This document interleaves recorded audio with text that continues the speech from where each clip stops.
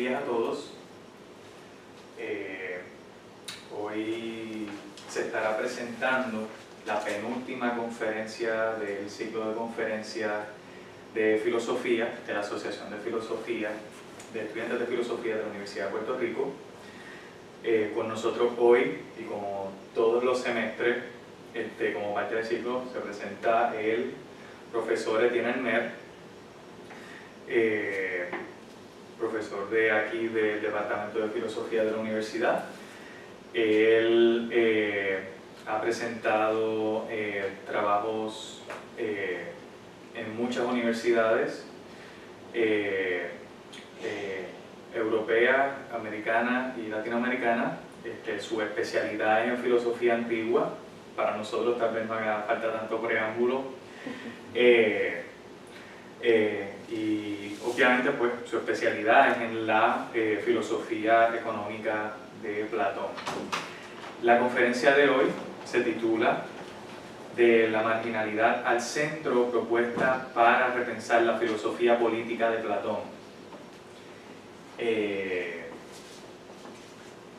Y pues nada, yo creo que un preámbulo más sería excesivo.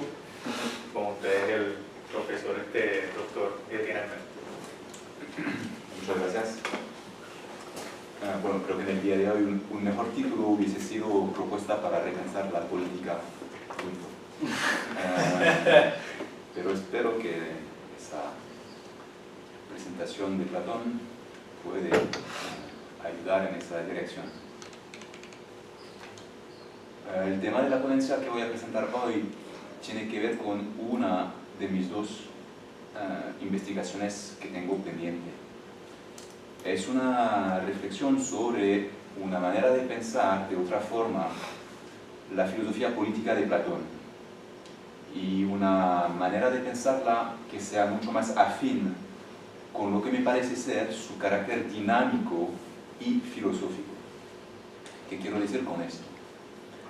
Me parece que para la mayoría de los intérpretes, y me enfocaré hoy específicamente en la República, me parece que para muchos, para no decir la mayoría de los intérpretes, la República de Platón analiza las condiciones de posibilidad de una ciudad justa, la ciudad llamada Calípolis. Y dicen que Platón describe los fundamentos y la estructura de esa ciudad, como si eso fuese la meta final de la reflexión de Platón en la República. ¿Cuáles son sus fundamentos? ¿Cuáles son los fundamentos de esta ciudad? El filósofo rey, es decir, el gobernante filósofo. Otro fundamento principal, el principio de la función propia, es decir, que cada hombre cumple una función única en esta ciudad para que sea bien organizada y regulada. Y también podemos observar algunos principios educativos generales, es decir, educar a los ciudadanos con ciertos valores. En cuanto a la estructura de esta ciudad, Platón la presenta como una ciudad dividida en tres partes, se llama la tripartición de la ciudad, tres grupos funcionales, cada grupo cumple su función, y si todo pasa bien, pues la ciudad es justa.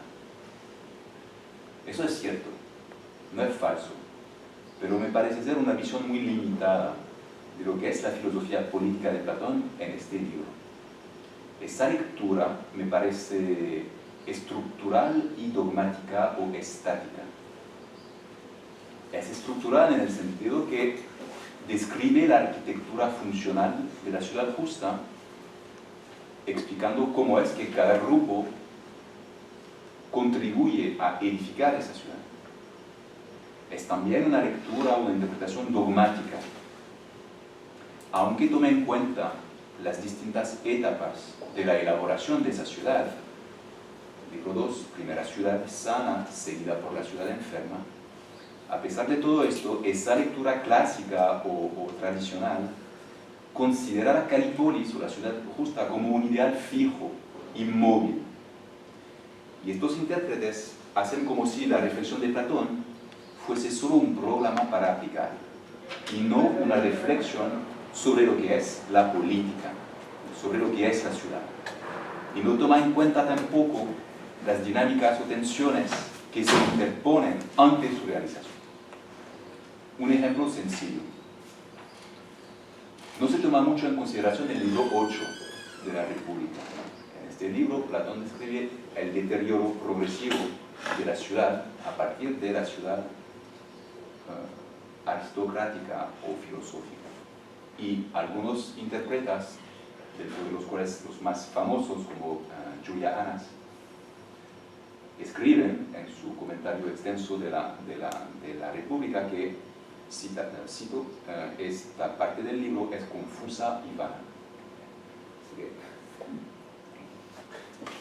Me parece ser un mal punto de partida para interpretar a Platón.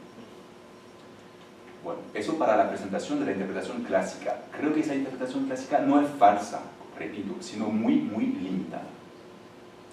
¿Cuál es mi propia propuesta? Me parece que la reflexión política de Platón en la República no se limita en el análisis de la ciudad justa, sino mucho más, en las dinámicas de integración o al contrario, las dinámicas de marginalización de distintas funciones, de distintas categorías de población, del devenir político de la ciudad. ¿Qué quiero decir con integración o marginalización? Me refiero a todo el aspecto dinámico de la República, a todos los movimientos y a sus causas, sean psicológicas, económicas, políticas, que en la República contribuyen a unificar movimiento de integración o desunificar, marginalización, la misma ciudad.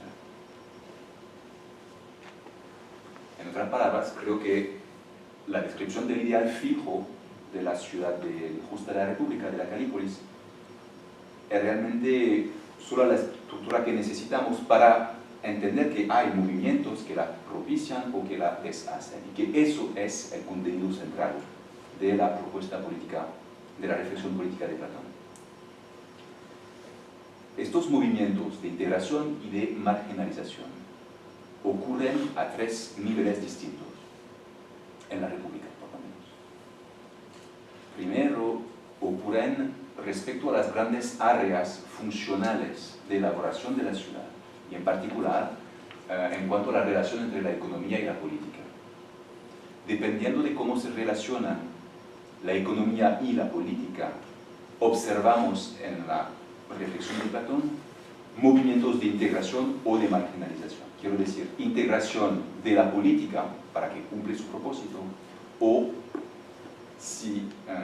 marginalización de la política y de la economía. Segundo nivel, se puede hablar de integración o de marginalización respecto a los grupos o categorías de residentes de esta ciudad. En efecto, la República no se limita a presentar tres grupos que se integran perfectamente: los productores, los guardias y los filósofos. Eso es una visión muy limitada de la República. Creo que la República presenta mucho más el carácter problemático de cada categoría. ¿Y por qué es difícil que cada categoría existe y se mantenga en lo que tiene que hacer? El mejor ejemplo de esto ocurre con los filósofos reyes. Sabemos todos que eso es una tesis importante de la República, pero en vez de considerarla como una tesis aseverada y punto, en realidad toda la República llama la atención sobre la dificultad de que vengan filósofos reyes y todos los procesos de deterioración que se dan, si acaso se dan estos mismos filósofos. Tercer nivel, para hablar de integración y de marginalización en la ciudad de la República. En general hablamos, para hablar de la República, de los filósofos reyes, los guardias y los productores. Pero se olvidan otras categorías de población que caen mal en la ciudad como tal. Por ejemplo,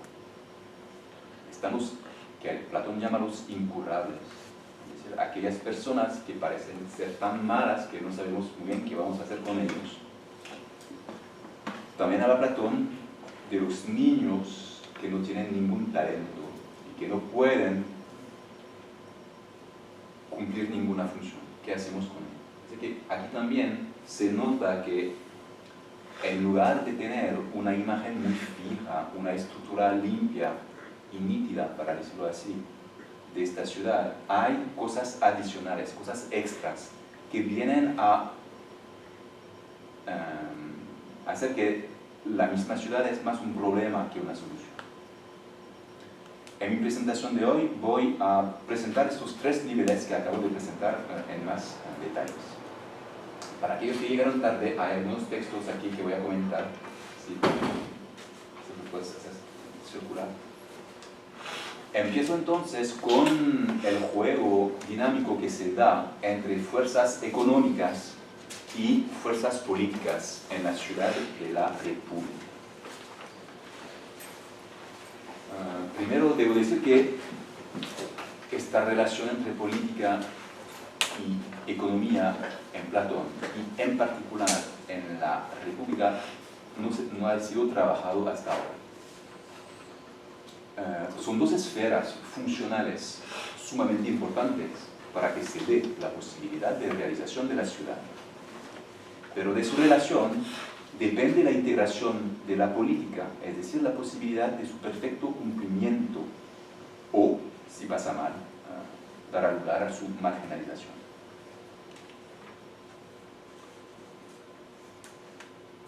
Todo el libro 2 nos presenta cómo integrar lo económico dentro de lo político. Saben ustedes que en el libro 2 nace la ciudad nace bajo una fuerte tensión entre fuerzas económicas y necesidad de una política para que sea unificado el cuerpo civil. ¿Cómo es que nace esta ciudad?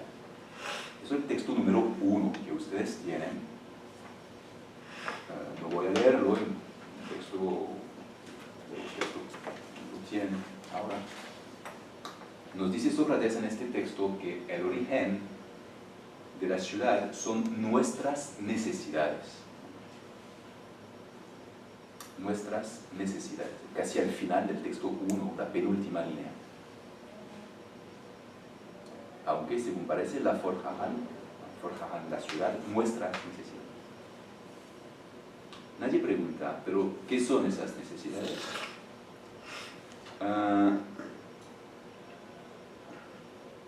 Estas necesidades son medidas por quién. ¿A quién refiere nuestras? Es distinto un Sócrates y un tirano que tiene muchos apetitos, muchas necesidades. Es decir, que aquí, detrás de la aceleración de nuestras necesidades, hay un problema gigantesco de cuál es la medida humana que servirá de base, de criterio para la formación de la ciudad. Entre la ciudad sana, pero todavía animal, y la ciudad desarrollada, pero enferma, hay un conflicto que todo el resto del texto mencionará. Hay un conflicto entre la tendencia al crecimiento económico basado en la inflación de nuestras necesidades y la unidad requerida por la política. Y el signo más obvio de esa tensión es que el crecimiento económico de la ciudad desemboca en la guerra, es decir, una actividad que pone la ciudad en peligro. Es decir, crece la economía sin límites, desemboca en la guerra. La guerra implica un riesgo enorme para que se mantenga la ciudad. Es que la política está en conflicto con la economía. Otra tensión que se puede observar en el nacimiento de esta ciudad y en el mismo texto es el motivo del intercambio. En el mismo texto número 1 dice Sócrates que si imaginamos cuál fue el principio de la ciudad. Se asocian distintos individuos, cada uno produce en su área de especialidad e intercambian sus respectivos productos. ¿Cómo es o cuál es el motivo para intercambiar? Cada uno cree, dice Sócrates, que es mejor para él. Es que voy a intercambiar una casa en contra de zapatos o comida, que creo que es mejor para mí. Esa línea también es más una fuente de problemas filosóficos que una mera aceleración descriptiva. ¿Cómo determinar este bien? ¿Cómo el individuo determina lo que es lo mejor para él? Y sabemos que eso, bueno, es clásico en Platón, que precisamente la determinación del bien de uno es la pregunta más difícil de contestar. Y eso supone ya tener una idea de lo que es el bien, es decir, tener ya una conciencia filosófica, para decirlo así. Además, en este mismo intercambio, las necesidades son una fuente de particularización, mientras que el bien real de uno implica un volverse común. ¿Cómo hacer compatible estas dos tendencias? ¿Cómo resolver este conflicto entre la propensión a pensar en uno mismo, lo cual sucede a través de las fuerzas económicas, y, por el otro lado, la economía, la cual supone pensar a nivel común? También esa ciudad naciente da lugar a un implícito conflicto entre fuerzas económicas y fuerzas políticas.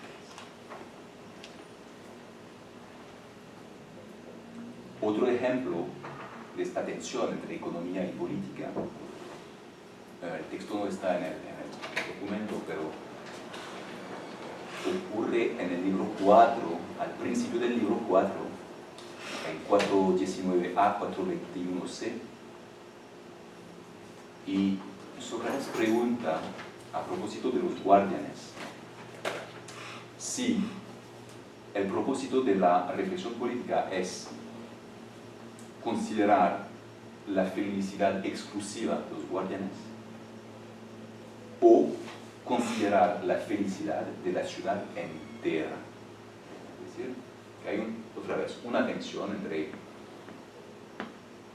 una propensión a la búsqueda de la felicidad para un grupo particular, lo que implicaría fuerzas económicas a favor de esto, o una búsqueda del bien común, lo cual implica una consideración más correcta de lo que es la política.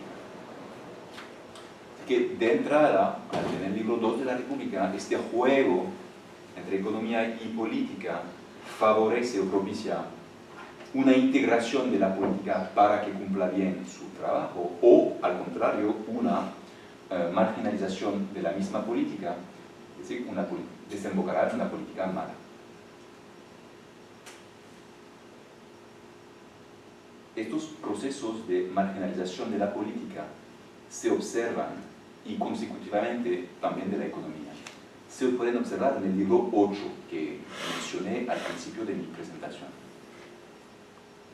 Este libro 8 es un libro realmente increíble, en lo cual Platón demuestra su talento etnográfico y antropológico, su capacidad de observar las sociedades y dar cuenta de sus movimientos internos. Es una gran obra literaria este libro 8 de la República. En este libro se observa el proceso de deterioración de los regímenes políticos a partir del régimen filosófico. Este deterioro progresivo no es para nada un proceso histórico. Es más bien un marco de inteligibilidad para entender, creo yo, las relaciones y las tensiones, de nuevo, entre economía y política. Más o menos el hilo conductor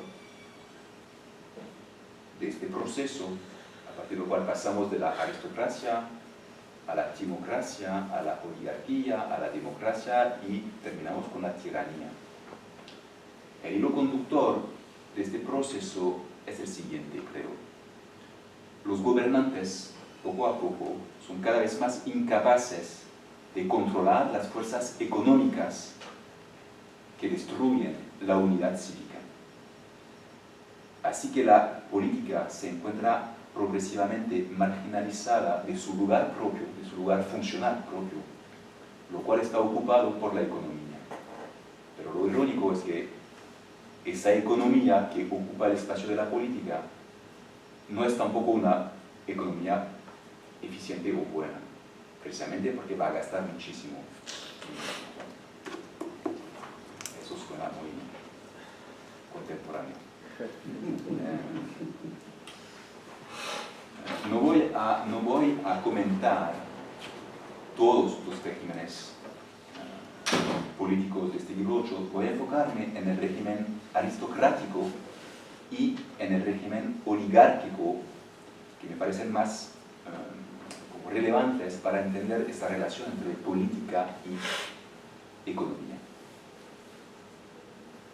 El régimen aristocrático, en el cual gobiernan los filósofos, está basado en un balance económico-político debido a la integración de ambas esferas en una unidad fuerte.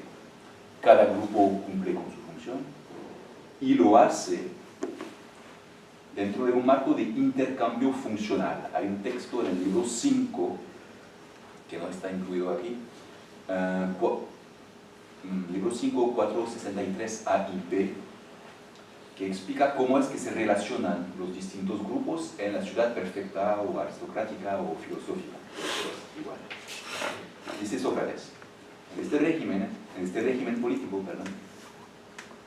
los guardianes son salvadores de los demás, es decir, que cumplen una función política para el beneficio de todos, y los demás ciudadanos llaman a los filósofos salvadores. Salvar la unidad política, garantizar la paz social. En cambio, los filósofos, como es que llaman a los productores, los llaman nutridores. Es decir, que cada uno cumple su función dentro de un movimiento de intercambio totalmente autosuficiente. Al contrario, en las demás ciudades, explica Sócrates, la relación mutual entre productores y guardianes no es así. Los productores son esclavos de los políticos y los políticos se consideran como amos del pueblo trabajador, como diría en la campaña política. Okay. Así que la ciudad aristocrática logra un balance de intercambio para el bien de todos. Sin embargo, y hay aquí una línea, un principio metafísico que Sócrates menciona para explicar que este régimen le será muy difícil darse, pero incluso si será, no podrá mantenerse. Dice Sócrates que para cualquier cosa hay un proceso de deterioro, que nada se mantiene igual para siempre. Este principio que nadie comenta, he leído un montón de comentarios de la República, nadie lo cita, libro 8, 546A, es clave para justificar mi lectura dinámica de la República. ¿Okay? El modelo de la ciudad justa de la Calípolis es solo un modelo. Si acaso se da, no va a perdurar. Las cosas van a deteriorarse. En otras palabras, la integración de lo económico y de lo político en la ciudad aristocrática no debe ser visto como un resultado fijo, sino como un balance momentáneo de fuerzas en tensiones que desembocan poco a poco en un desbalance. ¿En qué consiste este desbalance? Consiste en una descentralización de lo político, lo cual implica su deterioro. Eso ustedes lo tienen en el texto número 2. En este texto del libro 8, Sócrates explica cómo es que se deteriora el régimen aristocrático.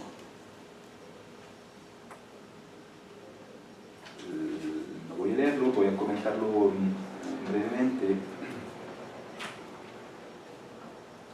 una vez suscitada la discordia, cada una de las razas empujaba, la de hierro y de bronce, hacia el lucro y la adquisición de tierra y casas de oro y plata, mientras las razas de oro y plata, que no eran por naturaleza pobres, sino ricas en sus almas, inducían hacia la excelencia y hacia la antigua constitución. Pero tras hacerse violencia y luchar entre sí, arribaron a un compromiso, etc. Varios comentarios. En el comentario explicativo se habla aquí de razas de metal.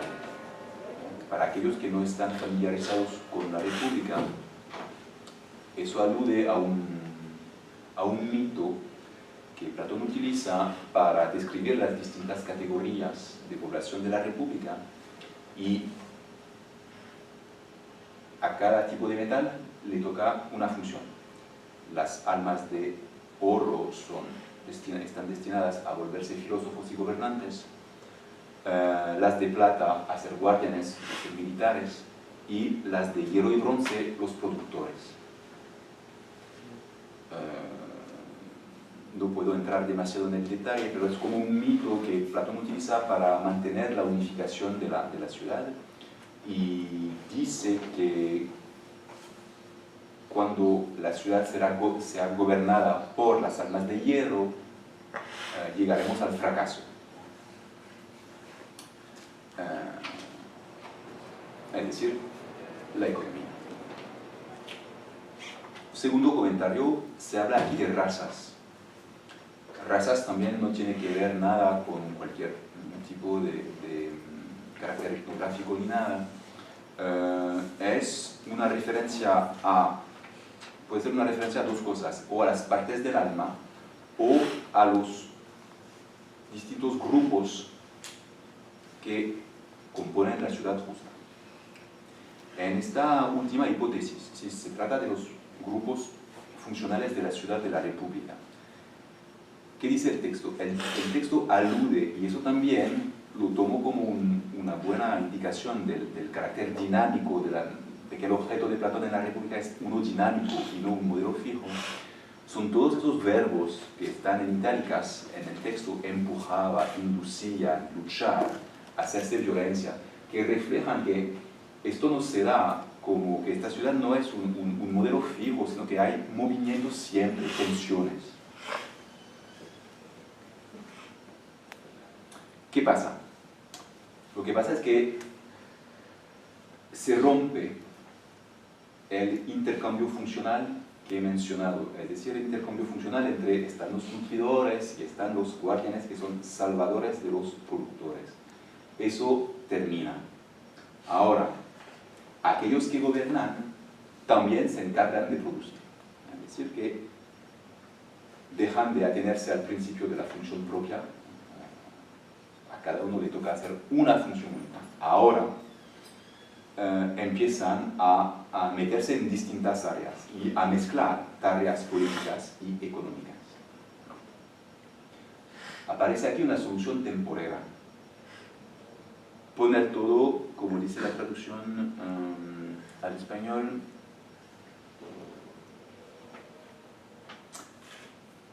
arribaron a un compromiso. Bueno, esa traducción es un poco, bueno, se entiende obviamente, pero la palabra griega es, pusieron todo eis meson, es decir, en el centro. Así que, y esa fórmula, eis meson, es una fórmula clásica que se utilizaba en Homero para hablar de la distribución de los tesoros. Después de la guerra, robaban muchas cosas a los enemigos y lo dividían, pues lo ponían eis meson, y dependiendo del mérito guerrero de cada cual, pues cada uno tenía más o menos del tesoro. Esta palabra también es que una función, es una expresión que tiene en sí un carácter un poco económico. Y también lo interesante de esa expresión es que también alude a un proceso político democrático. Se refiere a la palabra eis meson para hablar de la distribución de la palabra en cualquier asamblea. Así que eis meson remite a, vamos a dividir algo, también es una manera de practicar la política. Al final del texto que ustedes observan, ustedes pueden observar que reaparece la misma relación que el régimen aristocrático había logrado excluir, la de relación servil entre los políticos y los demás productores. Así que los políticos se meten en la economía y consideran al resto del pueblo como a sus esclavos. Y a los anteriormente cuidados por ellos como amigos libres y proveedores de alimento, los esclavizaron, teniéndolos por dependientes y sirvientes. La relación política se vuelve una relación de servitud y por esa mezcla de funciones económico-políticas. ¿Qué observamos aquí? Pues observamos que la política deja de poco a poco de ocupar el lugar funcional central de la ciudad a favor de preocupaciones económicas. Eso se da aún más en el régimen oligárquico, el tercer régimen político en el proceso de deterioro del libro 8. ¿Qué pasa en este caso? El régimen oligárquico es un régimen político basado en la búsqueda del dinero. Es decir, que en este régimen la riqueza es el valor supremo de esta ciudad. Es un valor social, es decir, que todos los ciudadanos, sin saberlo, buscan la riqueza. Y también la riqueza es el criterio para ser gobernante, para ser un político. El nivel de riqueza es determinante para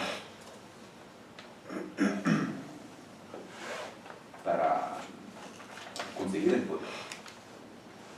Este régimen político señala la clara transición desde un mundo común hacia un mundo en lo cual está privilegiado lo privado.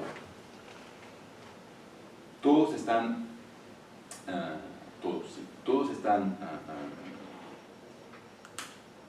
buscando la manera de sacar más dinero en actividades económicas que son a la misma vez la causa y el efecto de la despolitización total de la ciudad. Es decir, una organización ahora basada en la violencia que consiste en hacerse ricos empobreciendo a los demás. Hay un texto bastante relevante al respecto, es el texto número 3.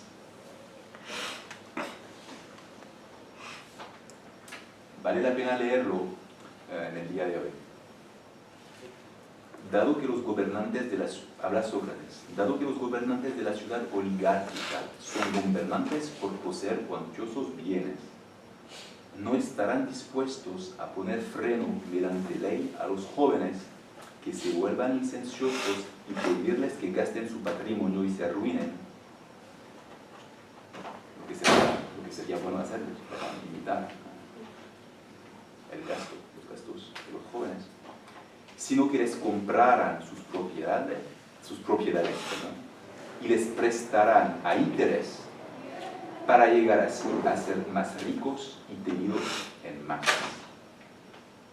Al ser entonces negligentes en la oligarquía y tolerantes con la licenciosidad, fuerzan a ser pobres a veces a hombres no desprovistos de nobleza. Que en pocas palabras comenta o describe un proceso de empobrecimiento general. No hay ninguna preocupación para la educación de los jóvenes, es decir, cómo limitar, cómo imponer, cómo educarlos a ser limitados en sus gastos y una violencia económica bastante fuerte. Y lo que me llama mucho la atención es que aquí hay una referencia a un instrumento económico que todos conocemos, el préstamo de interés. La relación que se da en esa ciudad es una relación de deuda económica, la cual va a la par paralela a una relación de servitud política y social.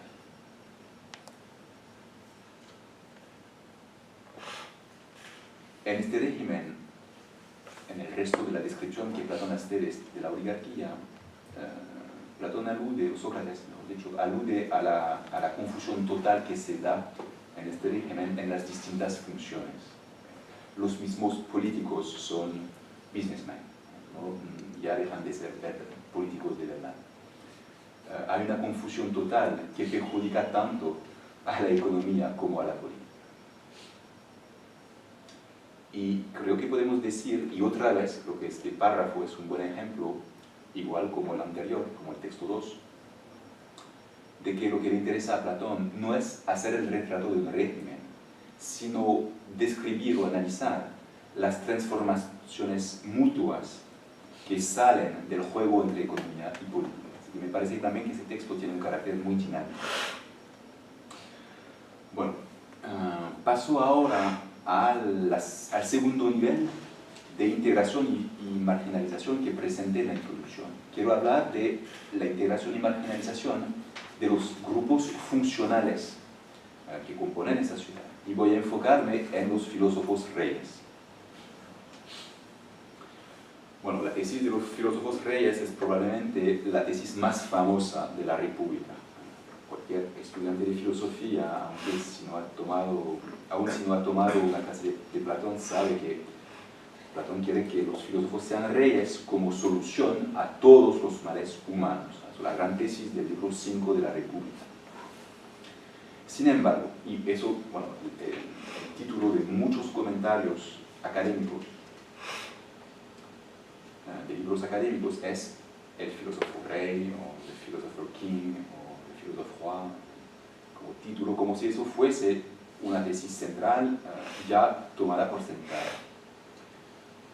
Es cierto que es una tesis importante, pero creo que antes de ser una tesis es un problema. Dos manifestaciones del carácter problemático del filósofo rey es, primero, cómo educar al filósofo debido a su compleja y delicada naturaleza. Eso es el primer punto que voy a explicar. En otras palabras, cómo integrar al filósofo en la misma ciudad en la cual debe gobernar. Segundo problema, cómo preservar al filósofo frente a todas las fuentes de corrupciones que se dan en la ciudad. Cómo evitar la misma marginalización funcional del filósofo. Bueno, empiezo con la cuestión de la integración del filósofo rey. Es decir, que cómo vamos a educarlo para que pueda volverse político.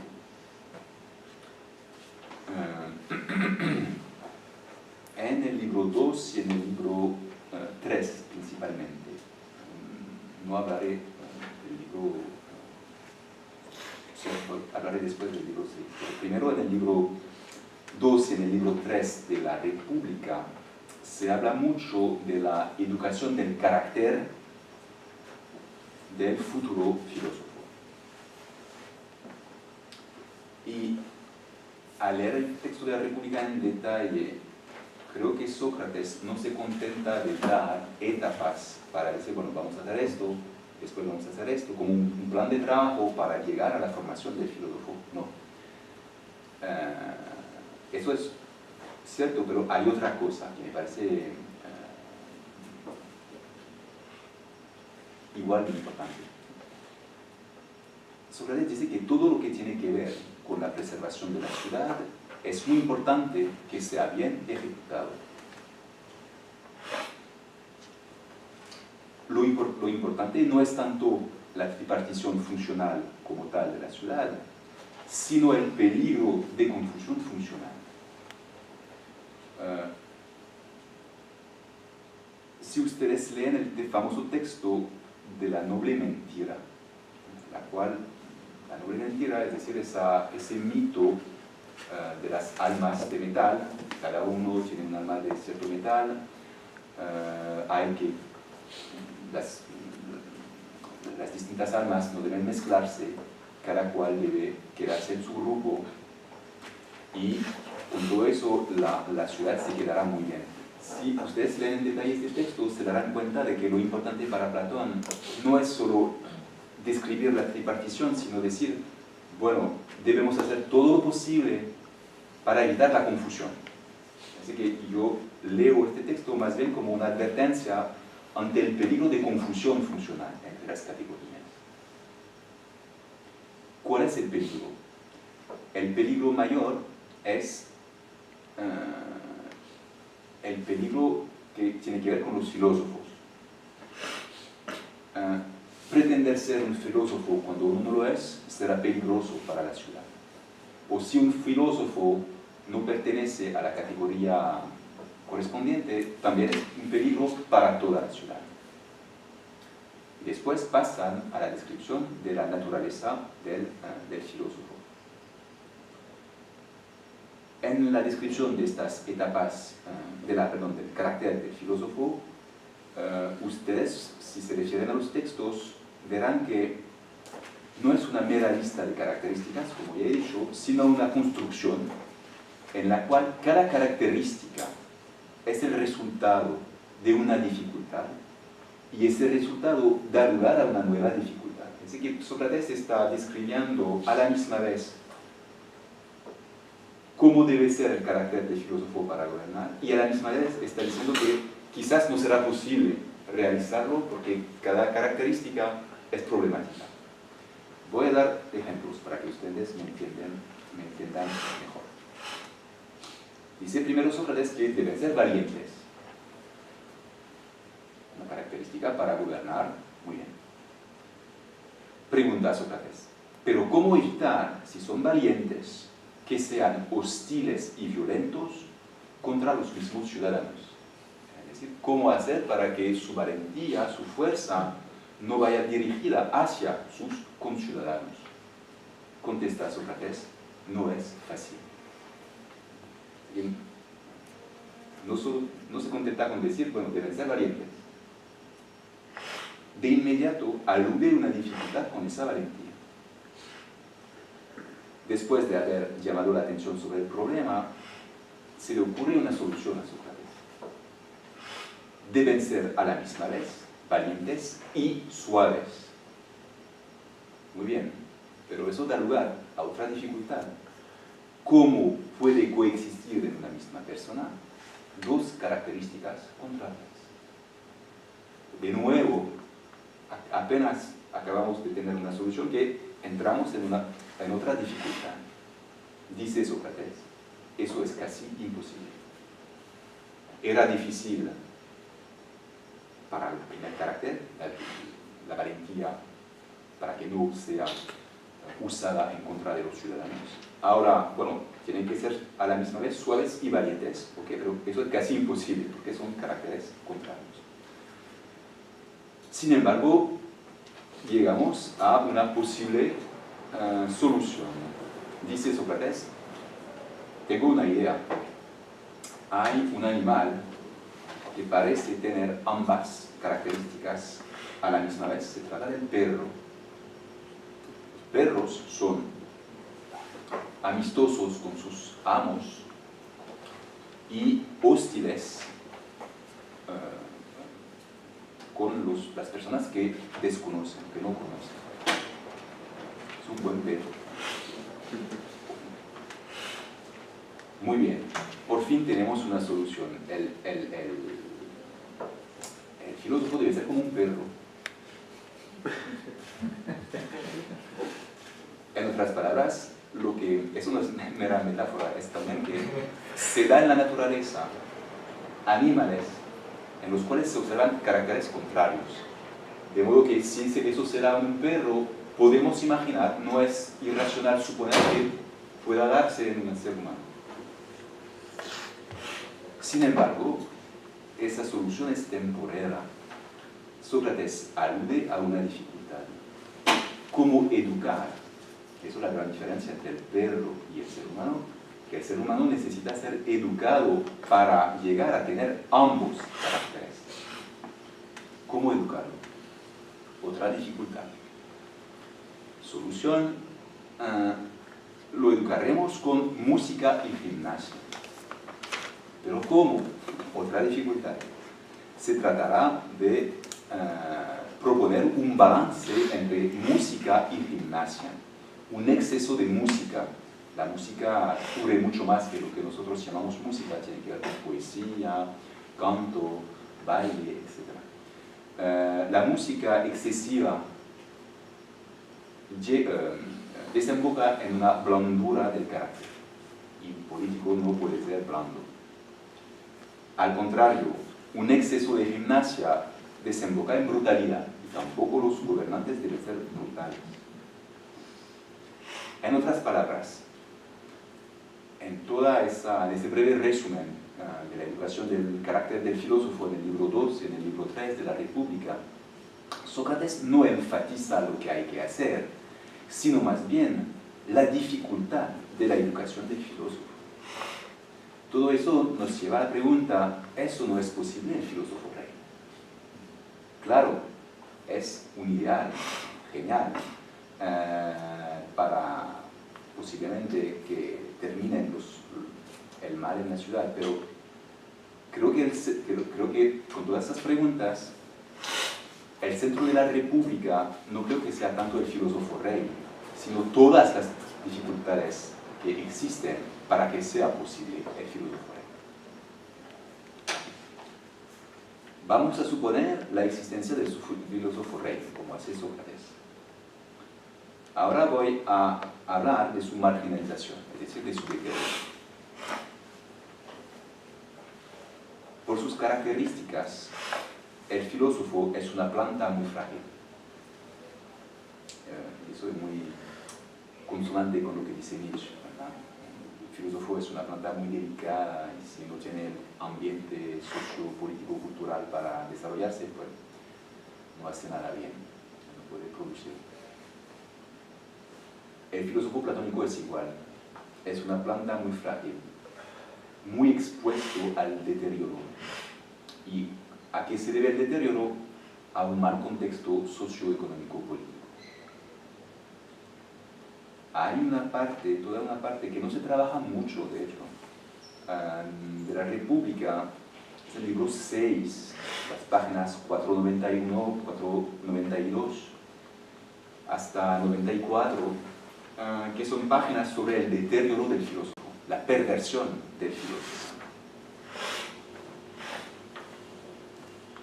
Sócrates explica que son dos motivos principales para explicar el deterioro de los filósofos, cuando existen. El primer motivo de deterioro es que en las ciudades comunes las almas filosóficas no encuentran lo que necesitan, no encuentran nada para poder filosofar. Se dañan y se vuelven muy malas, se vuelven tiranas, almas de tiranos. Otra forma de deterioro de corrupción, el filósofo tiene cierto talento para hablar, para expresarse, para reflexionar, y sus conciudadanos lo reconocen como filósofo y quieren usarlo como instrumento al servicio de sus propios intereses, precisamente porque es inteligente y sabe hablar. Un poco como Deniso y Platón. ¿Qué hacen entonces? Alimentan su orgullo y poco a poco lo corrompen y así lo desvían de la filosofía. Y si no acepta el filósofo, dice Sócrates, si el filósofo no acepta entrar al servicio de estas personas, lo amenazan.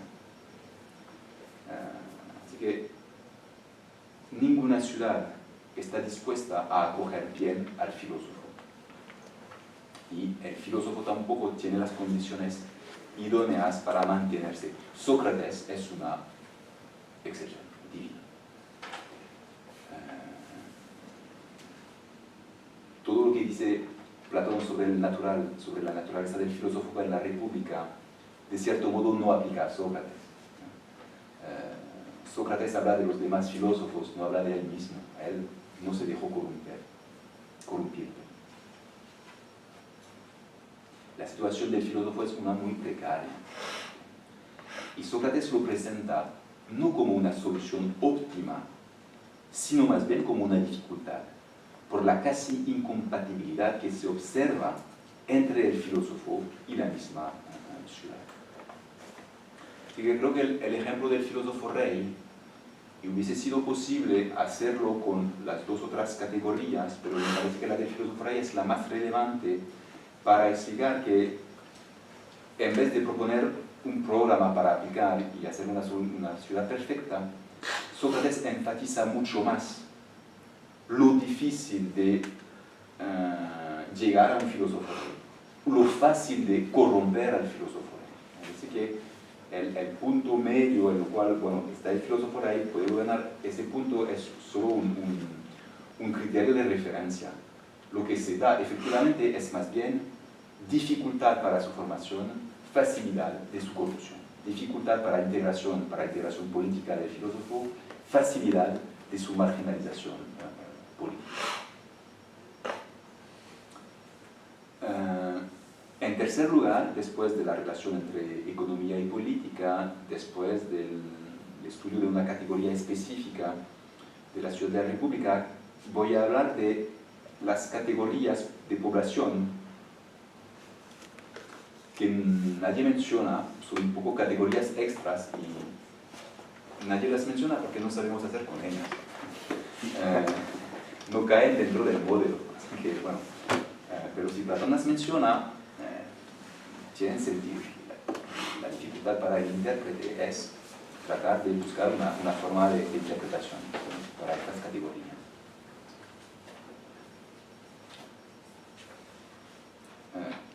Voy a hablar de los mendigos. Sería posible hablar de los incurrables, de los niños sin talento. Voy a hablar de los mendigos que se encuentran en el régimen oligárquico, el mismo régimen oligárquico que mencioné en la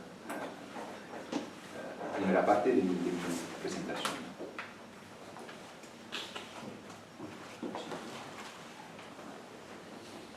Como he dicho, el régimen oligárquico se basa en una confusión político-económica enorme y la relación fundamental que se da en ese régimen es una de deuda económica y de servidumbre económico-política. Y en este régimen, Platón presta atención a un grupo de personas que llama los mendigos.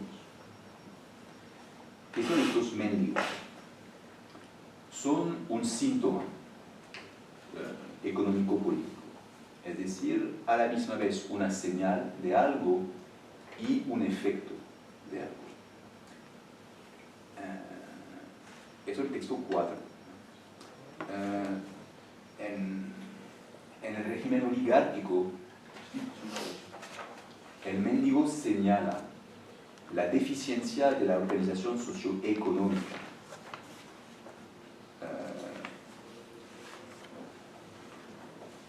Los gobernantes, además de gobernar, hacen negocio, empobrecen a los demás para volverse más ricos aún.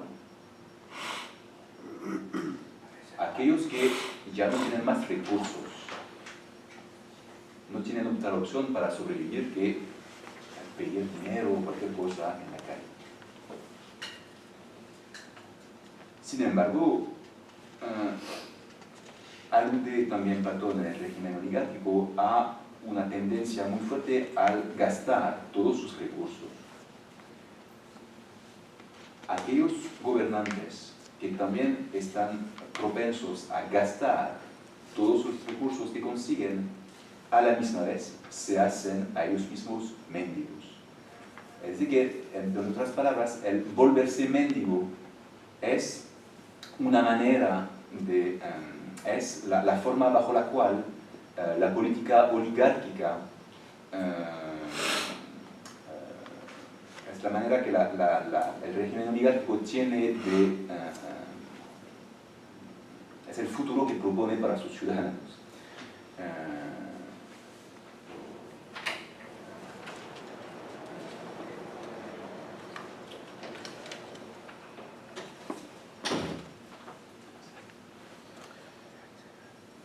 El mendigo señala, es a la misma vez el señal de que hay ladrones en el Estado. Es decir, que los políticos le quitan su riqueza o su propiedad a la gente para volverse más ricos y son el efecto también de esa misma política económica mala. Es decir, que aquí tenemos una clara ilustración de que, la confusión funcional ha llegado a un estado de no retorno, no se puede volver para atrás. Y tenemos a una categoría poblacional que ha salido del marco teórico trifuncional. ¿Qué son los mendigos? No son ni una categoría económica, no son ni una categoría política, han salido del marco de la ciudad perfecta. En otras palabras, creo que también que con esa categoría Platón alude más bien a está el modelo trifuncional y ahora podemos observar cómo es que ese modelo evoluciona a lo largo del proceso de deterioro de los distintos regímenes y que le da mucho espacio a ese estudio de cómo es que se deteriora el modelo trifuncional. Bueno, para concluir, esos son solo elementos de presentación a favor de una lectura dinámica de la República en particular y creo también de la filosofía política de Platón en general. Y me refiero también al político de Platón y a las leyes. Creo que las leyes, creo que toda esa tendencia interpretativa que traté de presentar vale también para las leyes, a pesar de que sea un texto mucho más descriptivo. Creo que hay espacio para una lectura dinámica de las leyes. Segundo, y para terminar, habría que hacer un trabajo de historia de la interpretación de la República de Platón para tratar de entender por qué el énfasis se dio sobre todo en la lectura que yo llamo estructural y dogmática o estática. ¿Por qué? Porque creo que ha tenido efectos esa lectura en la historia de la filosofía política. En otras palabras, si se puede propiciar la lectura que yo propongo, quizás pudiera empezar una nueva tradición interpretativa de lo que es la filosofía política en general. Pues muchas gracias.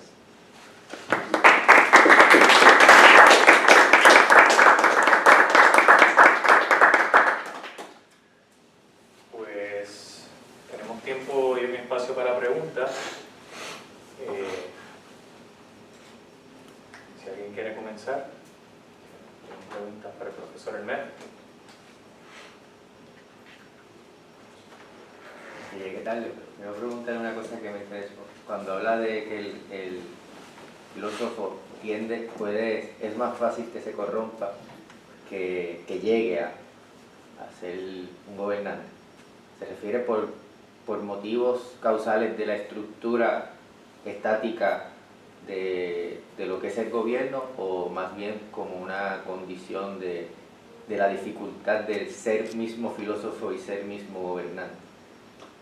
Las dos cosas, es decir, que a la misma vez el carácter del filósofo es uno delicado, como una planta frágil, creo que usa esa metáfora, la cual necesita mucho cuidado, como un bonsai más o menos, y a la misma vez hay fuerzas socioeconómico-políticas, un contexto que va en contra. En las ciudades ordinarias hay un contexto que va en contra del mismo desarrollo del filósofo. Así que, tanto por su delicadez como por el mal contexto general, es muy difícil llegar a la educación completa de un filósofo. Por tanto, la necesidad de hacer un estudio histórico-filosófico de la política permitiría dar resultados con respecto a por qué la estructura jerárquica, ¿no?, la que plantea Platón en su República, causalmente lleva hacia su propia destrucción. Nos permitiría dar cuenta de eso, ¿no? Sí, Platón propone varias explicaciones. Todo el libro 8 es una Sí. explicación de esto. Sí. Por tanto, hacer un estudio más histórico nos permitirá dar cuenta de cómo fracasó entonces lo que es una estructura jerárquica en un gobierno republicano, por decirlo de una manera, ¿no? Una pregunta al aire. No entiendo bien la pregunta. Bueno, si tomamos en consideración que las estructuras como la plantea una república tipo oligarca, ¿no?, que como se plantea de esa manera, es un fracaso dentro de una política actual, podemos decir que se hará hacer un estudio más histórico del contexto en el cual se escribió la república, podríamos dar cuenta de la causa de por qué es un fracaso. Sí, probablemente desde el punto de vista de Platón. Sí. De hecho, ahí en la República, los que estudian filosofía, la mayoría tienen fama de locos y perversos, y unos poquitos que salen bastante bien, pero Platón le llama inútiles. ¿Verdad que es así? Sí. Perversos, mayoría, y poquitos, buenos, pero inútiles. Inútiles Sí, en el sentido, digamos, que son gente que vive, por eso que Platón dice que hay que obligarlos a que bajen de allá, que bajen del topos uranos y vengan. la caverna. Los obligan. Ajá. Es decir, son inútiles, pues en ese sentido, quizás podría ser también en el sentido de que son inútiles en este contexto. En este contexto, Sócrates es inútil en su contexto. Claro. Totalmente inútil. O sea, el Gorgia está bien planteado, ¿no? Habla para pocos que ya están más o menos convencidos y su voz bueno, la gran parte de los diálogos socráticos de Platón son fracasos, evidencian un fracaso de la palabra socrática, del discurso socrático. El mismo Gorgias es el mejor ejemplo de esto. Sí, el filósofo es a la misma vez una necesidad política para Platón, una solución, pero una solución que no se da. Sí, y otro detalle, profesor, lo curioso es que cuando Glaucón le pregunta si es posible o no, Sócrates se escapa como una serpiente, se le va y se le escurre como diciendo, déjame ese tema, que ese tema ¿no?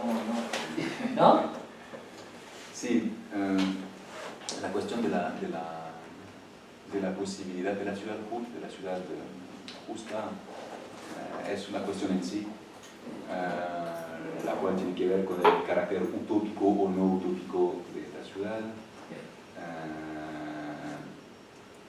Platón contesta, creo que Platón escapa la pregunta, pero la reorienta hacia la naturaleza de esa ciudad. Esa ciudad es un modelo, un paradigma. Es un modelo. Como los modelos económicos. ¿Cómo? Como el modelo económico, que es una cosa, el modelo económico que utilizan los economistas es un modelo que no existe y jamás se va a llegar a ello, más o menos lo mismo. Pero existe el modelo para Platón, que se puede pensar, Claro. en ese sentido, existe en ese sentido, En la práctica. no es el mero resultado de la imaginación, es realmente una noción, un concepto, una teoría, pero y claro, las ciudades existentes o empíricas pueden acercarse más o menos al modelo, pero no se trata de realizar el modelo. Creo que también ese argumento de que bueno, la ciudad justa es un paradigma, un modelo para pensar lo que estamos haciendo, para pensar el deterioro, apoya, creo, la lectura dinámica que propongo. Es decir, no se trata de decir, bueno, está la ciudad, esto está el programa que tenemos que hacer, no. Esto está el modelo y se trata de entender ahora cómo es que nos acercamos al modelo o cómo es que nos alejamos del modelo. Por lo menos yo lo veo así. Yo tengo yo quisiera hacer un acercamiento a uno de los problemas de su conferencia, no como traba al planteamiento de una interpretación a la política de Platón desde una perspectiva tal vez metafilosófica, porque se están tomando en cuenta no solamente usted está tomando en cuenta no solamente las estructuras de la república, en las relaciones que tienen las distintas citas dentro del texto, o sea, oración por oración, sino ya como tal, con el contenido de ciertas nociones dentro del texto, y porque es lo que me parece que tiene más cercanía con lo que quiso decir con de la marginalidad al centro. Su conferencia me parece que casi no abundó sobre eso, y me parece que se podría expandir el tema, y es me refiero al problema de la palabra émission. ¿Émission? Si estoy correcto, lo apunté, mi propia letra confusa a veces. Éismeson. Éismeson. Éismeson. Y es que me parece mencionó que se refería a poner en el centro y que se puede entender como el problema de la manera política. Yo lo pensé originalmente como una metáfora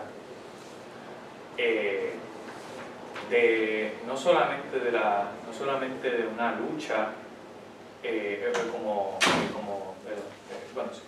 no lo pensé originalmente como una lucha como el producto, lo que se hace culturalmente al final de haber batallado contra otro espacio político,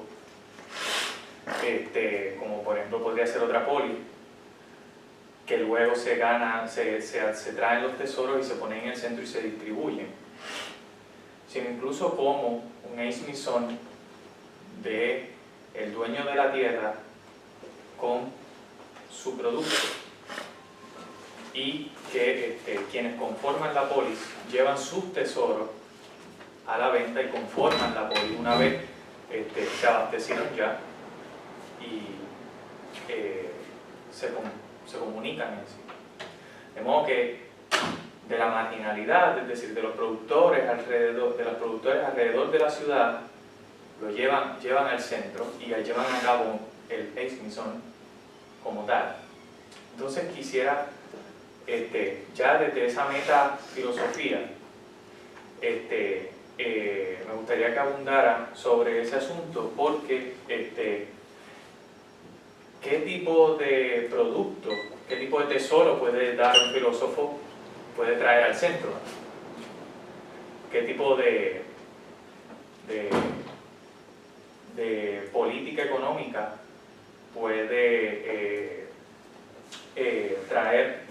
¿Qué tipo de política económica es respectiva de cada una de los grupos, los de oro, los de metal, y los distintos metales, los de oro, los de hierro, los de bronce, que dan lugar a que del centro se pueda distribuir el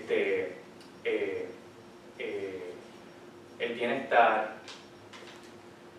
la salud, una buena vida en general, porque son grupos distintos, son distintos tesoros que se llevan a mí, no son de interés para todo el mundo. En la política actual me parece que se puede decir que el tesoro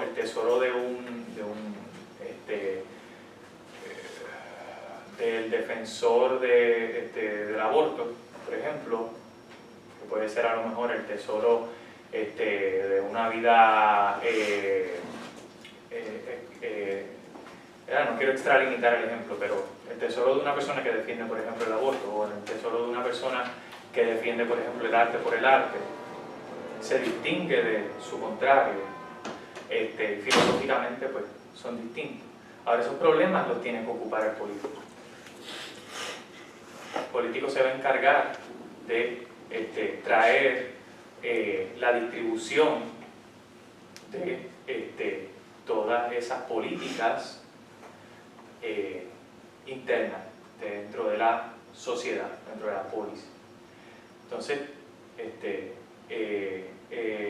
el Smithson toma una carga nueva, interpretativa, de todo lo que es la línea política de la República hasta hoy en día,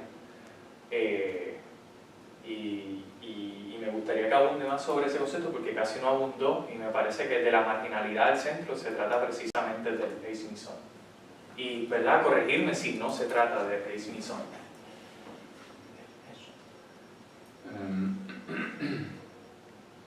Bueno,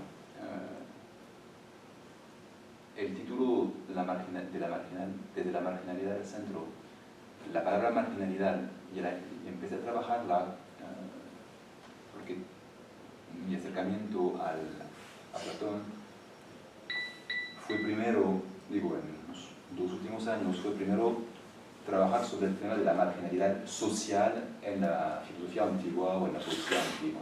Por eso la figura del mendigo me interesó, etc. Después traté de pensar otras figuras que me parecían ser marginales en Platón, socialmente, políticamente, los incurables. Ahora estoy trabajando con en los esclavos. Y me doy cuenta, haciendo este trabajo y refiriéndome a lo que había hecho también sobre la economía de Platón, que la palabra marginalidad no debe ser limitada a ser sinónima de exclusión social. Creo que marginalidad y centro refieren mucho más a espacios y movimientos en términos políticos, los cuales pueden tener aspectos económicos y sociales, pero creo que toda la filosofía política de Platón es una filosofía dinámica, en la cual se trata de entender cómo es que grupos, funciones, instituciones se desplazan de acuerdo con la fuerza política del momento. Esta es la manera de organizar el poder, los criterios que organizan el poder. La misma política de una ciudad mala para Platón ocupa el centro funcional de la ciudad. En la oligarquía gobiernan los oligarcos. Muy bien. Pero eso no significa que la política como tal sea central en este régimen.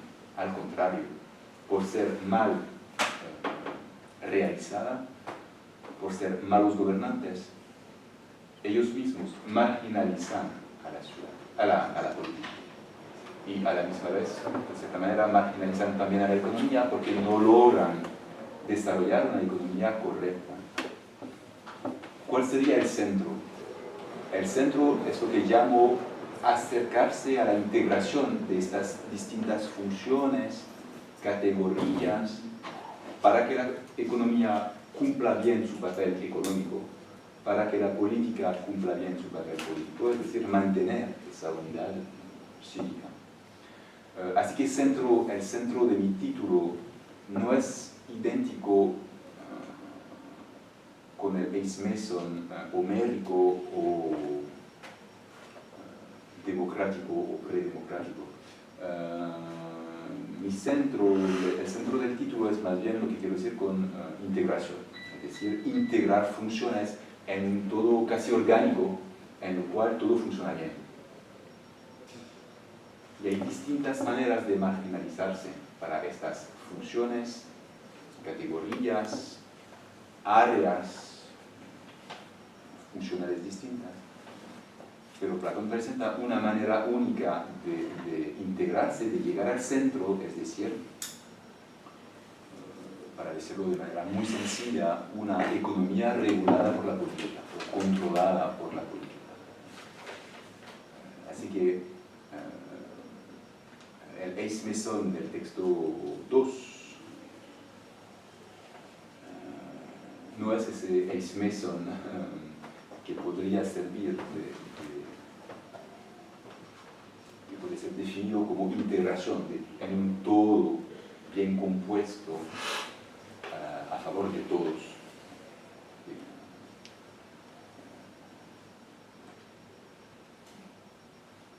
Profesor, ya que están en este punto, quería saber si, ahora que mencionó lo de la política manejando la economía, si la finalidad de todo, al fin y al cabo, viene siendo una cuestión de lo que podemos decir moralidad. Es decir, si tiene que ver precisamente con gobernar bien para estar bien, pero en ese sentido de esa gobernanza, de cierta manera, ejercería una presión moral sobre los demás. Un ejemplo que estoy pensando es que pude conocer unos estudios sobre la percepción que tenían los antiguos romanos con los chinos, ¿no? Ellos les decían seres, y el Roma se formó una trifulca por la venta de seda. Entonces era una intervención que los romanos estaban haciendo directamente a ese mercado, y daban varios argumentos, pero la raíz era moral. Los argumentos eran, primero, que se estaba gastando demasiado dinero en un producto externo, y hay citas donde pues, dicen que los chinos no compraban nunca, sino que solamente vendían. Entonces el primer argumento es que se estaba gastando demasiado dinero para que fuera cofre foráneo y no se quedara en Roma, donde podía tener mejor uso.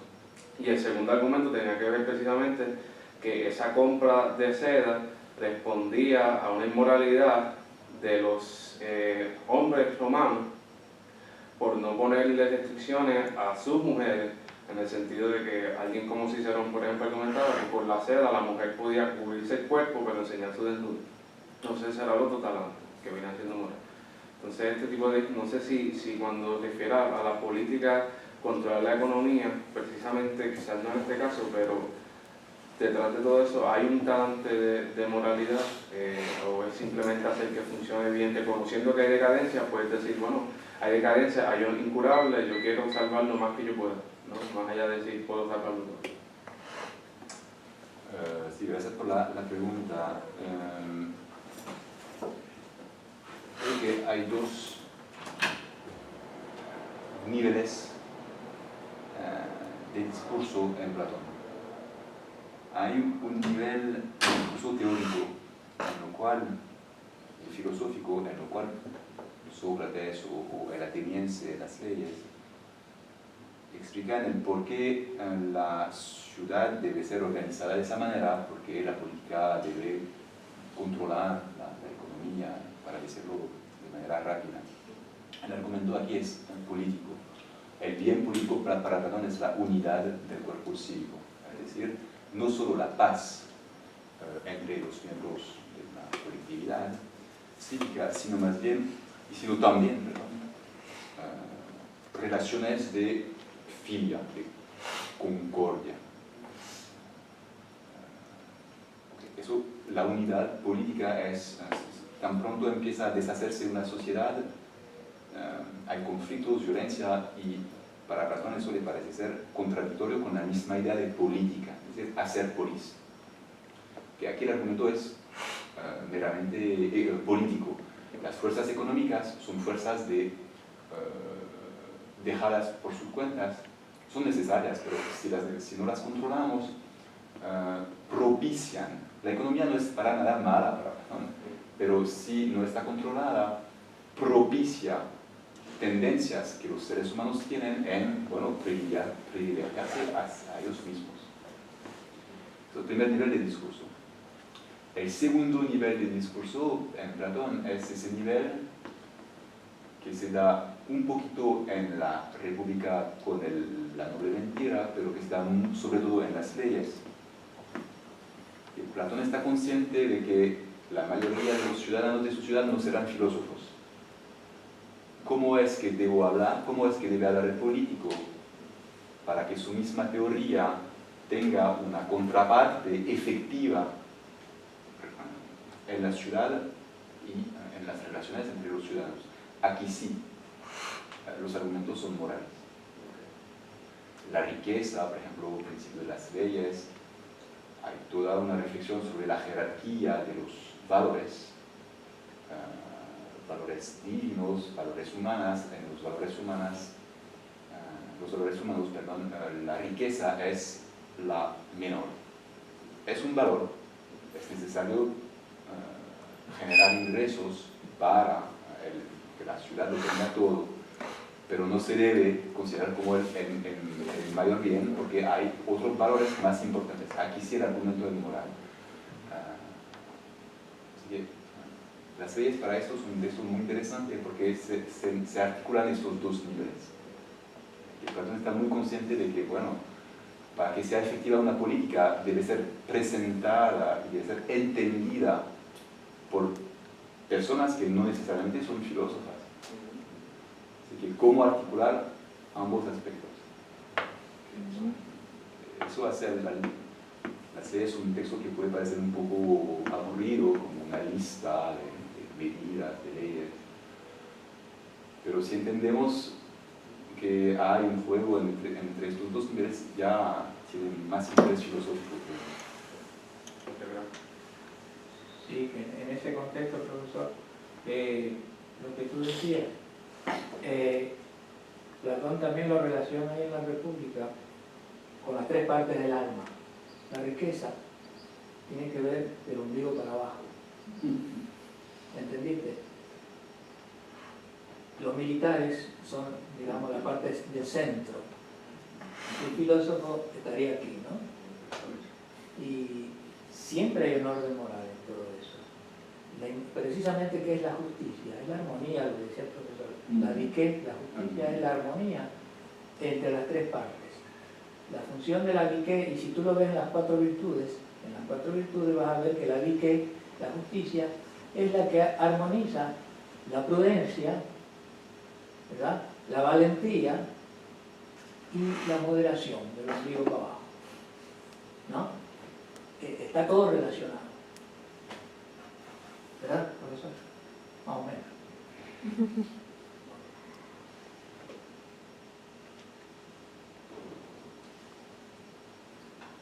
Si más nadie tiene preguntas, pues le queremos agradecer al profesor.